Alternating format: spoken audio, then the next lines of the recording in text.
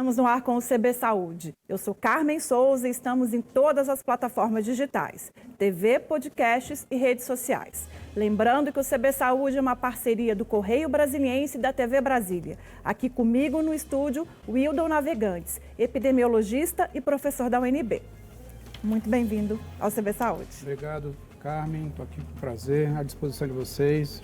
Obrigada. Professora, a primeira pergunta, obviamente, ontem tivemos uma notícia importante, um avanço aí no combate à Covid, com o Reino Unido anunciando já a vacinação da sua população. Outros países estão com calendários parecidos, começam a vacinar também este mês, e aí surge a pergunta, né? E o Brasil? A gente está perdendo tempo na sua avaliação, professor? Então, vamos lá. Primeiro, é ótima essa resposta, do ponto de vista do quanto a ciência evoluiu muito rapidamente respondendo essa pandemia. A gente já está sabendo, de fato, que vários países na Europa estão começando a fazer esse trabalho da vacinação. A vacina lá ela é diferente porque ela requer um pouco mais de cuidado na sua manutenção. E aí o que o Brasil precisa é, respeitando a rede de frios que nós temos, rede de frio, né? Ou seja, o número de salas que compõem as vacinas. O Brasil tem um programa, historicamente, um programa nacional de imunização muito bom. Eu imagino que a gente ainda está se adaptando a essa realidade. Eu diria que os nossos alvos principais de vacina são as vacinas que se adaptam à rede de frio mais adequada à nossa realidade, ou seja, geladeiras que mantêm a temperatura numa temperatura baixa, mas não tão baixa quanto a vacina que está sendo lançada agora na Europa. Eu sei, essa vacina da Pfizer é a que tem a temperatura, que precisa de uma temperatura de menos 70 Isso, graus, menos 70 né? graus. São freezers que a gente não dispõe em grande quantidade e qualidade no Brasil. Nem nas grandes cidades. Nas grandes cidades nós temos muito poucos para a sua demanda, para o quanto precisaria guardar para poder distribuir nas salas de vacina. Só acredita que esse é um critério, então, a ser considerado na escolha das vacinas? Eu faço essa pergunta porque imagina-se que os países vão adotar mais de uma fórmula, né? Perfeito. Então, assim, adotar esse critério como um excludente estratégico ou pensar em, por exemplo, essa vacina para a capital, a da Oxford para o interior, isso talvez não facilitaria o processo, já que é uma população muito grande? Verdade, facilitaria. O que eu diria é que não deve ser excludente. Ela deve ser, naturalmente, uma composição de diversas vacinas disponíveis que têm aprovação na Anvisa.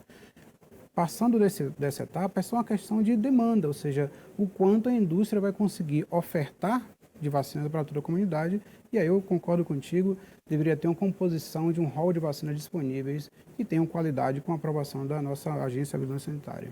Agora, independentemente dessa questão aí de armazenamento, acho que o preço também é um fator, né, a ser avaliado, impeditivo, mas já não se podia começar a pensar em datas? Os Estados Unidos, por exemplo, está dizendo que até o Natal, assim, falar em datas agora é perigoso, o senhor acha?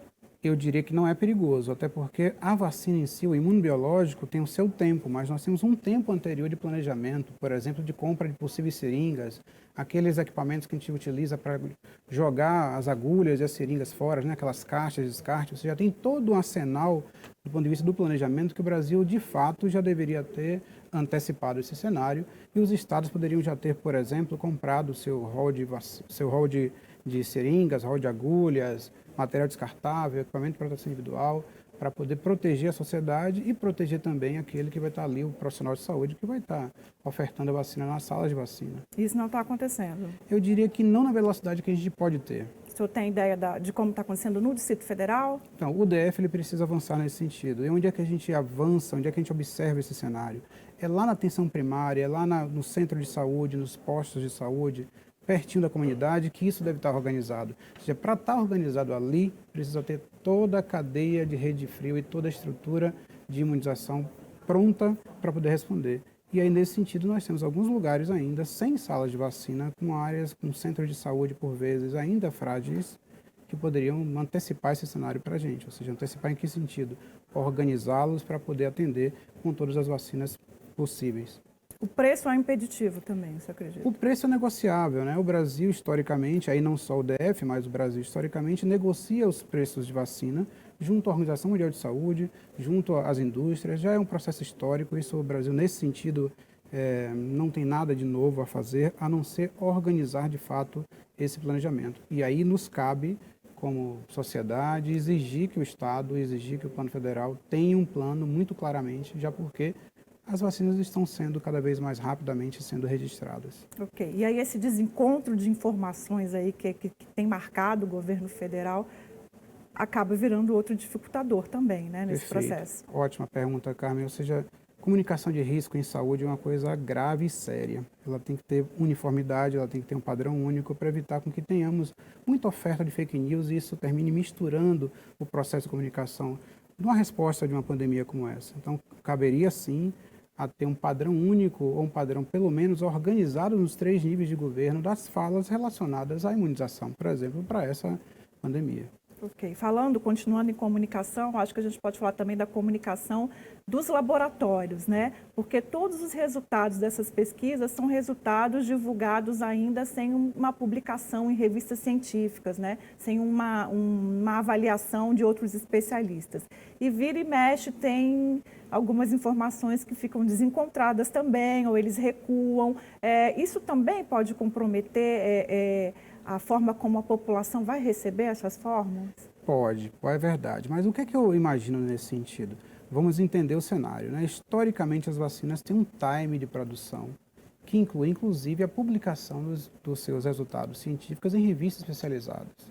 Ali é onde a comunidade científica, portanto, entende, passa a entender a resposta, passa a observar os resultados e dar credibilidade científica. E no momento subsequente, isso passa para a comunidade comum, para a sociedade como um todo, e vira uma política pública. Qual é o problema nessa situação em particular? A pandemia não tem a mesma velocidade histórica, ou seja, o que a gente precisa não tem a mesma velocidade histórica de esperar muito tempo. Ao mesmo tempo, temos uma oferta de várias mídias em cima disso. E aí parte da indústria, parte do mundo científico e parte dos políticos, né, dos decisores, precisam entender como lidar com comunicação. E aí eu concordo contigo que pode afetar. Nos cabe estar fazendo isso que a gente está fazendo aqui, e eu parabenizo o CB Saúde sobre isso, de tentar dirimir essas dúvidas. Legal, eu agradeço também a participação do senhor aqui, ajudando a esclarecer. Vamos falar até de pesquisa, porque a UNB participa de um teste, né? O senhor está participando desse grupo? Eu participo do Núcleo de Medicina Tropical, onde o professor Gustavo é o responsável do sítio de Brasília para a pesquisa da Coronavac, né? Então, tem resultados aí, informações quentinhas de como é que está andando? Adoraria poder dar esse spoiler para vocês, mas isso tem um rito, né? Tem um rito respeitado que a Anvisa exige, que a indústria exige. Então isso fica a ser revelado oficialmente. Eu não vou poder te falar nada sobre isso. Quando tiver, eu volto. Estou à disposição. São 4, né, em testes aqui no Brasil. Sim. Mas o senhor consegue fazer uma avaliação geral, assim, dos resultados que têm sido divulgados, o quanto que elas têm caminhado? Olha, do que a gente sabe, né? O que eu sei é a mesma coisa que todo mundo tem acesso. Mas eu diria que nós estamos andando muito rapidamente. É uma resposta a um vírus novo que a sociedade científica teve que entender, os pesquisadores, e eu diria que muito em breve nós teremos bons resultados e uma oferta de diferentes vacinas para uso humano. E aí eu queria falar um pouco também sobre que são fórmulas que funcionam de formas diferentes, Perfeito. né? Vamos falar pelo menos das duas assim que estão mais faladas ultimamente. No caso da Pfizer, por exemplo, que utiliza o RNA. O senhor pode explicar um pouquinho o que tem de novo nesse procedimento? O RNA é um fragmento que faz parte da nossa, digamos assim, nossa digital, de como é que nós entendemos, né? Os seres vivos, eles são construídos por vários fragmentos que compõem como se fosse uma sua história, seu código genético. Então, o RNA faz parte dessa conversa aí, faz parte dessa construção do nosso código genético. A indústria resolveu pegar esse fragmento, essa proteína, e induzir uma resposta imunológica a partir dela. Com isso, induzir a resposta imunológica quer dizer induzir um teste em pessoas para saber se as pessoas respondiam positivamente ao sistema imunológico, o sistema de defesa, e ele foi o que a Pfizer fez e viu que era eficaz. O problema é como é que eu mantenho essa vacina estável e por isso aquela sua primeira pergunta sobre se nós estávamos atrás ou não da Europa nesse sentido. Precisa colocar numa temperatura muito baixa, muito mais baixa que os freezers de casa. Então a gente não tem como viabilizar isso aí. Na magnitude do tamanho do Brasil em pouco tempo. Claro. Se a gente tivesse que comprar, a gente com certeza não teria capacidade de trazer esses freezers para cá. As outras vacinas, uma delas que eu posso comentar, eu vou falar de forma geral porque não dá especificidade para nada, mas ao mesmo tempo compõe a nossa discussão. Tem vacinas como nós temos, por exemplo, da febre amarela.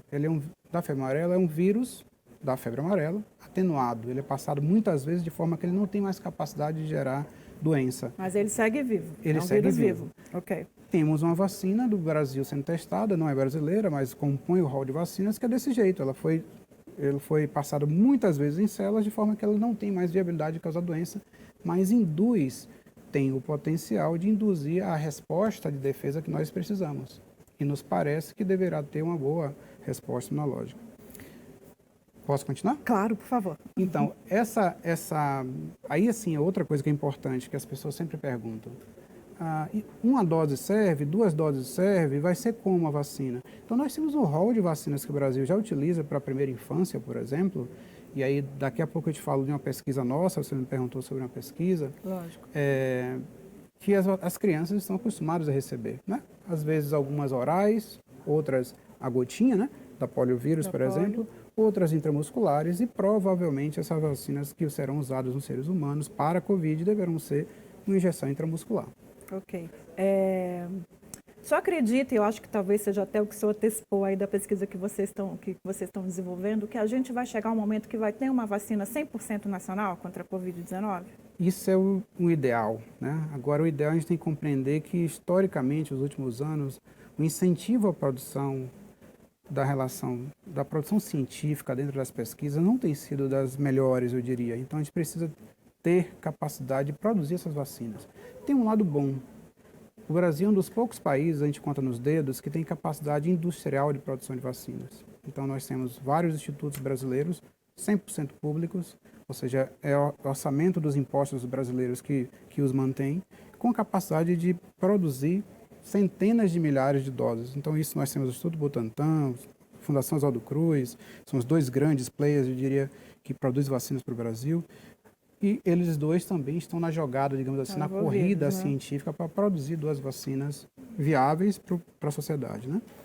E aí eu queria comentar, se você me permitir já, por favor, das pesquisas que nós temos. Nós temos várias, a Universidade de Brasília tem um rol de pesquisas, só em Covid, mais de 100 pesquisas acontecendo.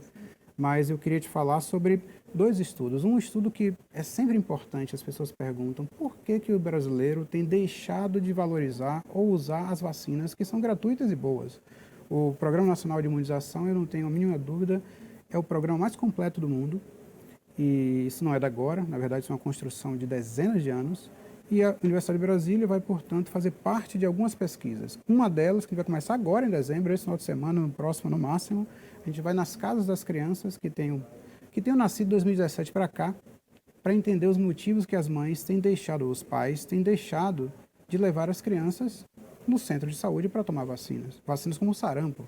Não é uma doença que a gente já não tinha há muito tempo. E que está voltando. Está voltando. Foi feita uma grande campanha no passado, no Brasil todo. A gente quer saber por que vários deles não buscaram a vacinação. Algumas hipóteses já? Temos algumas hipóteses, mas a gente não pode sugestionar agora, já que a gente vai entrevistar as mães. Né? Senão a gente já começa a sugestionar as mães a responderem de um jeito ou de outro.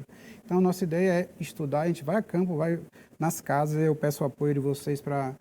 A gente vai em vários lugares, Asa Norte, vários lugares, Asa Sul, Ceilândia, para fazer essas pesquisas. Então, a pesquisa é casa a casa, a gente vai entrevistar, os entrevistadores vão às casas, vão fotografar a carteira de vacina, o cartão de vacina de cada criança, e depois a gente vai, portanto, pegar esse dado fotografado, colocar numa base de dados. Eu peço o apoio de toda a comunidade que abram as portas. E essa é uma das pesquisas. Daqui a pouco eu falo outras, se você me der mais um pouquinho de tempo. Com certeza. A gente está falando aí, está pensando em abrangência, aí eu vou fazer uma próxima pergunta, já imaginando para o próximo ano. Assim. Independentemente de quando começa a vacinação no Brasil, acredita-se que ela comece no ano que vem, em algum momento no primeiro trimestre, né? Como é que a gente vai terminar o ano que vem? O que o senhor avalia? Qual o cenário? Em relação à imunização, com certeza, com grupos populacionais imunizados, sem dúvida. Então, aí nós temos os grupos de risco, né? Aqueles que sofrem mais, aí estão voltando para a Covid, aqueles que sofrem mais e morrem tendem a ser os idosos. Mas é importante saber que os profissionais de saúde que estão atendendo, eles continuam sob risco. Então, não adianta a gente não imunizá-los, se a vacina ao chegar, porque são eles que estão na linha de frente. Então, esse é um grupo que precisa ser imunizado E isso está acontecendo no mundo inteiro, o Brasil não se furtou a isso. Nós temos outras populações mais sensíveis, mais periféricas, eu diria, do ponto de vista da atenção à saúde. Hoje, a população indígena precisa ser, historicamente, eles são muito sensíveis às doenças respiratórias, morrem facilmente, né? Então, a gente espera vaciná-los, assim como outras populações estratégicas, os idosos, então, crianças, talvez. Então, a depender do volume de vacinas que nós tenhamos para a sociedade, eu imagino que isso vai ser feito com uma boa velocidade. Então, resumindo, teremos um percentual importante das pessoas imunizadas já, ou melhor, pelo menos tenham recebido 1 ou 2 doses da vacina, preferencialmente, e ao mesmo tempo, esse vírus provavelmente ele não vai embora. A gente tem que entender que agora mudou as nossas regras de convivência se a gente quiser viver pacificamente com esse vírus. Se viver com um vírus como esse é manter as questões relacionadas à higiene pessoal, do ponto de vista de lavagem das mãos. Se tiver solução alcoólica, use. Se não tiver, use água e sabão, resolve do mesmo jeito. Para os mais frágeis, os menos abonados, cabe ao Estado fazer essa reposição dos serviços de saúde e serviços sociais para os proteger. E, ao mesmo tempo, a nossa restante sociedade entender que já não dá mais para sair sem máscara, ou ainda aglomerar demais gratuitamente, né? Ou seja, sem ter necessidade. A gente vai ter que mudar o nosso comportamento. Então, esse vírus vai continuar. Ou seja, quando começaram a surgir as boas notícias aí dos avanços das vacinas, surgiu meio que uma sensação de que estava tudo muito perto e as pessoas começaram a relaxar em alguns cuidados, né? O ano que vem é um ano ainda de cuidado. Provavelmente é um ano pandêmico, eu diria, né? Esperamos que só por esse vírus, ou seja, que não apareça outras coisas por aí. Mas isso faz parte do nosso dia a dia, ou seja, conviver com vírus, conviver com micro-organismos de uma forma geral, já faz parte do nosso dia a dia. Alguns mais intensos, outros menos intensos. Esse vírus, digamos assim, ele é um pouco mais trabalhoso de lidar e nos exige ter cautela sempre que tiver que tomar algumas decisões em algumas políticas públicas. Você acredita que a população do Distrito Federal está consciente com relação a essa questão? Eu tenho me entristecido nos caminhos que eu ando, né? A gente vai em várias comunidades, eu vejo comunidades das mais frágeis, como também das comunidades mais abonadas, eu diria assim, que estão desvalorizando os cuidados, né? O uso de máscaras individuais para se proteger, o descuido ao contato interpessoal sem muita necessidade. E eu costumo dizer o seguinte, em lugares que a gente tem um apartamento com 4, 5 cômodos, é ótimo você pedir distanciamento. Mas quando você vai em algumas comunidades aqui no DF, que tem um cômodo, 2 no máximo, com 5, 6 pessoas dentro, é para esses que a gente tem que pensar que, para eles, não tem jeito de você exigir distanciamento dentro de casa. Exigir, por vezes, o uso de álcool gel. Mas a sociedade tem que entender como conviver, inclusive incluindo pessoas que precisam estar nessas condições ou estão sem interesse. E aí, como é que a gente faz esse equilíbrio para vivermos nós todos? E uma conscientização que é um cuidado com você e um cuidado com o outro, né? Maravilha. Essa, Carmen, você está certíssima. Ao me proteger, eu estou protegendo também o outro. Isso é importante. Você acha que essa filosofia também serve para a questão da vacinação? Porque começam uns movimentos assim também de quem vai ter prioridade, né? Sim. Promotores querendo prioridade na vacinação. É importante essa filosofia também, né? Do outro. Sem dúvida, né? sem dúvida. Quem define política pública de saúde em vacinação historicamente no Brasil faz parte dessa composição política, né? O Ministério da Saúde com a Secretaria Estadual de Saúde. E claro que o Congresso está ali para atuar. Eu não vejo por que os promotores sejam mais importantes do que os juízes, do que os policiais, do que um cidadão comum. Então, eu não vejo eles nada diferente do que podem ser. Lembrando, os promotores podem trabalhar em casa, com ar-condicionado, nas suas casas, sem precisar ter contato com alguém, já que o sistema do judiciário está praticamente todo virtualizado. Eu imagino que eles são extremamente seguros do ponto de vista do risco de infecção. Segunda pergunta também, que a pergunta da semana é assim, estamos vivendo uma segunda onda da pandemia? Tá, legal essa pergunta pelo seguinte, as ondas, na verdade, elas é um efeito teórico, mas o que é que quer dizer na sua prática, né? E vamos entender de onde é que vem esse processo histórico dessa segunda onda. O que é que a Europa fez, a boa Europa fez, num primeiro momento, lá na Espanha, lá na Itália, depois no Reino Unido, Alemanha e tudo mais? Eles resolveram, lembramos aqui entre nós, que o verão europeu ele é muito curto, é muito simbólico para a Europa, é onde a economia de fato ganha outra robustez. Então a Europa sofreu aquela primeira onda com muitos óbitos, com milhares de óbitos que a gente via em março, né? E a gente já quer aquilo e a gente depois vivenciou isso aqui no país. Então essa onda passou lá e eles abriram o período do verão europeu. Então os europeus circularam, receberam visitantes, as pessoas viajaram. E aí, com isso, agora eles receberam, infelizmente, um novo efeito dessa mobilização social, das pessoas tendo contato, e essa segunda onda se estabelece. Se a gente for observar o fenômeno como ele acontece nos Estados Unidos não é que, se você olhar os dados, você vai ver lá 3 ondas, mas na verdade, os Estados Unidos é aquele tamanho. Teve mesmo a questão relacionada à comunicação de risco do governo federal em relação aos estaduais, totalmente fora do esperado. Eles têm lá agora uma epidemia vivenciada pelos os estados mais ao norte. O Brasil, se vocês observarem os dados brasileiros, o estado do Paraná, por exemplo, tem um número de casos novos hoje, ele é maior do que foi a primeira onda. Do que o primeiro. Isso está acontecendo no Rio Grande do Sul, Paraná, Espírito Santo, Mato Grosso do Sul. E a pergunta é, por que não já chegou aqui, né? Isso com certeza, infelizmente, é uma notícia ruim, mas deverá acontecer se não forem feitos processos como a Inglaterra fez há pouco tempo, como a Alemanha fez há pouco tempo e a França fez há pouco tempo, que é o processo do lockdown, que é o fechamento de tudo que é possível, mantendo só as atividades essenciais. E aí o brasileiro deixou de respeitar essas coisas, né? Hoje em dia, mesmo que um juiz exercite o ato de solicitar o lockdown para um município, isso depende da sociedade aderir. E depende do empresariado aderir. Depende dos colaboradores da rede privada aderir. E depende também do ato fiscalizatório do Estado. Você acha que o momento agora seria declarar um lockdown agora no DF, por exemplo? Aqui no DF eu diria que ainda não, mas vamos esperar um pouquinho. Por que não? Não adianta a gente tentar fazer isso agora, porque a população não vai aderir mesmo. Tem vários outros mecanismos que nós podemos lançar mão. Um deles é o rastreamento de contatos, ou seja, identificar quem é caso suspeito de síndrome gripal e pedir para esses que estão com síndrome gripal e seus contatos ali da família, do trabalho, que estes fiquem em casa. E esse exercício poderia ser feito, sim, pelo sistema de saúde do DF. Esse rastreamento que o GDF começou a fazer também é nesse caminho, assim, sorteando pessoas e fazendo teste, ou não? É uma outra, não, é uma outra atividade. Outra estratégia. O rastreamento ele seria para todas as pessoas que têm um quadro gripal. Para quem não tem problema, essas pessoas poderiam circular.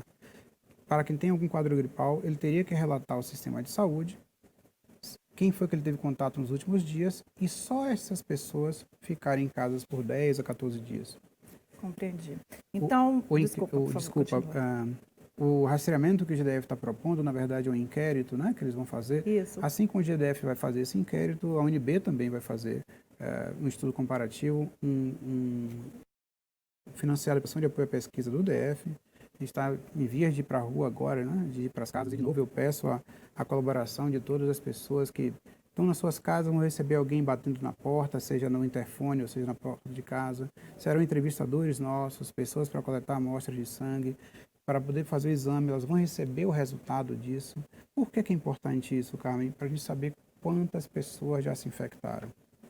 Isso direciona as políticas públicas. Em que sentido? Será que a região administrativa de Ceilândia tem mais pessoas infectadas do que a Fercal? Será que a Asa Sul tem mais do que o Sudoeste? Isso vai poder ajudar a gestão pública a definir, por exemplo, vacinação. Ou ainda um fechamento num canto, né? Um fechamento no outro. Então, isso é estratégico. E a gente pede a ajuda da sociedade que abra as portas dos nossos profissionais. Eles estarão lá paramentados, com equipamento de proteção individual descartável. Identificados com crachá, estarão fotografados. Esses projetos estarão passados em comitê de ética, que ficam visualizando passo a passo a pesquisa, como ela está andando. A gente pede muito a colaboração disso. Nessa mesma pesquisa, a gente vai entrar com outro tema, se você me permite, que são as arboviroses. A dengue, chikungunya, zika vírus, né? E por que não a febre amarela? Lembrando que essas doenças ainda estão aí. Que são doenças do verão, né? São doenças do verão, historicamente. A gente corre o risco dos mesmos cuidados que a gente já sabe que tem que fazer. Limpeza das calhas das casas, cuidado com o jarro, né? Pneus jogados ao lixo. Mas a gente também vai estudar quantas pessoas, portanto, já se infectaram por dengue, zika e chikungunya. Ok. O senhor está falando aí essa questão da das arboviroses. E vacinas também são algumas doenças em que a produção de vacina, o desenvolvimento de vacina é desafiante, né? É desafiante, porque esses vírus eles mutam, né? Eles mudam muito. É um vírus mais complexo de lidar. Tem o papel do mosquito nessa história, né? Diferente da Covid, que é uma transmissão de uma pessoa para outra, com o mosquito complica um pouco mais as arboviroses. A Universidade de Brasília também faz parte de um protocolo de pesquisa, também do Instituto Butantan, com a vacina para dengue. Ela já está muito mais avançada do ponto de vista do tempo da execução dessa pesquisa e em breve também nós deveremos ter algumas boas notícias. Agora, tem uma relação, pelo menos alguns estudos mostram, da dengue com a Covid, né? Ter tido dengue pode proteger o indivíduo da infecção pelo novo coronavírus. Isso procede? Só acha que existe essa possibilidade realmente? Essa é uma boa hipótese de pesquisa que, de fato, alguns autores, alguns pesquisadores estão levando à frente, mas até agora a gente não tem nenhuma evidência sobre isso. O que tem de importante? Praticamente os mesmos centros urbanos que têm as epidemias de dengue são os mesmos centros urbanos que acumulam as epidemias de outras doenças, como a Covid. Então, tem aí, digamos, uma relação apenas geográfica de onde os fenômenos acontecem. Ok. E já que vacinar é um desafio, existem outras estratégias. Prevenir é o caminho, né? Perfeito. Eu queria que o senhor falasse um pouco disso, da importância da prevenção. E aí, tanto das arboviroses quanto do coronavírus. Do coronavírus mesmo. Então, vamos começar pelas arboviroses, que a gente já conhece há mais tempo, né? Como é que se previne arboviroses, na maioria das vezes? Se não for febre amarela que se previne via vacina, e os macacos a gente não tem o que fazer com eles, a não ser preservá-los e não invadir essas áreas e mantê-las áreas silvestres, o que nós temos em relação às arboviroses são os cuidados tradicionais, do ponto de vista de eliminar os resíduos, não jogar lixo em lugares errôneos ou lugares que não devem jogar, para não acumular água, e ao mesmo tempo, o que é um fato importante, que aí sim cabe aos governos, que é incentivar a redução infelizmente, a cobertura de saneamento básico no Brasil é muito heterogênea e ruim em vários lugares. Então nós temos no DF, por exemplo, cenários terríveis que as pessoas não têm ainda esgoto sanitário, não tem o seu esgoto sanitário ligado, não tem água potável. Então as pessoas pegam a água e acumulam em túneis, em baldes. E se deixar aberto, aquilo ali para o mosquito é uma maravilha. Moradia, né? É moradia. Vamos voltar até um pouco, eu falei um pouco da questão da vacina e do prazo muito curto, esse esforço científico aí para produzir a vacina do coronavírus.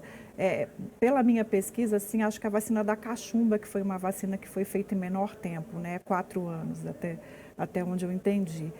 Ter uma vacina em tão pouco tempo da Covid-19 implica um esforço de acompanhamento muito maior, né? Porque ainda com boa parte da população vacinada não acabou, né? Não, então, vou dividir minha pergunta em 2 respostas, tá certo? Okay. Uma não vai dar para baixar a bola, digamos assim, em relação aos cuidados com o coronavírus, mesmo estando vacinados, que o coronavírus vai conviver conosco.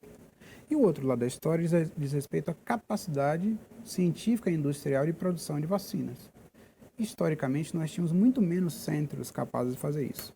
Eu diria que até 20 anos atrás, o Brasil não tinha a mínima capacidade de produzir uma vacina. Basicamente, fazia invase. Hoje em dia, não. Hoje em dia, nós produzimos vacinas no Brasil e, de novo, nós somos poucos países que têm capacidade de produção em larga escala. Então, o esforço científico que o Brasil fez, talvez uns 20 anos para trás, até uns 5 anos atrás, em estímulos científicos e industriais, fez com que hoje nós tenhamos capacidade. Lembrando, o mundo também está nessa corrida. E, de fato, ter desafios com o vírus da cachumba, naquela época, era mais complexo. Mas, se vocês perceberem, nós vivemos a influenza pandêmica, né, em 2009, e rapidamente isso foi feito uma vacina. O ebola na África, rapidamente foi feita uma vacina. Então, esse mundo científico também mudou. Ele está mais ágil, mais apto a responder às demandas da sociedade, com certeza.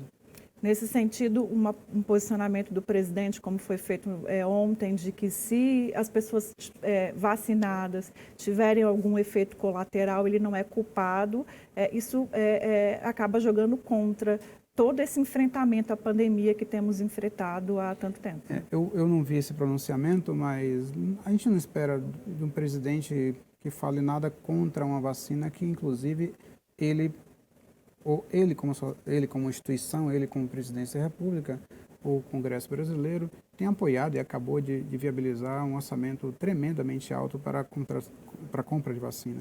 Então, o que a gente espera é que qualquer gestor público de cargos majoritários tenha o respeito ao rito processual de um Programa Nacional de Imunização que tem dezenas de anos. Não é um presidente que, assim, momentaneamente fale alguma coisa que, por vezes, não tem pouco impacto no dia a dia. Tem muito impacto no erro da comunicação, mas tem pouco impacto para o meio científico e tecnológico. Ok, pensando em impacto também, para a gente ir caminhando para o final, assim, a retomada dos casos ou essa segunda onda, isso pode ter algum tipo de impacto no desenvolvimento da vacina? Penso isso assim, por conta do vírus sofrer mutações, a gente consegue fazer essa relação ou uma coisa não tem nada a ver com a outra? Consegue. Para a produção de vacina, isso é até positivo, porque você vai ter novos desafios e rapidamente esses resultados se estabelecem. Porém, o vírus de fato pode mutar. E se ele mutar muito, vai precisar desenhar vacinas anuais, como se faz para a influenza, para a gripe. Entendi. Infelizmente terminamos, professor Wildo. Gostaria de agradecer imensamente a sua participação aqui no CB Saúde. Já convidá-lo para voltar e contar o resultado desse tanto de pesquisa que vocês estão participando aí, desenvolvendo na UNB. Muito obrigado, a UNB está à disposição. Eu agradeço também a sua participação. A gente fica por aqui, o CB Saúde fica por aqui. Até a próxima semana.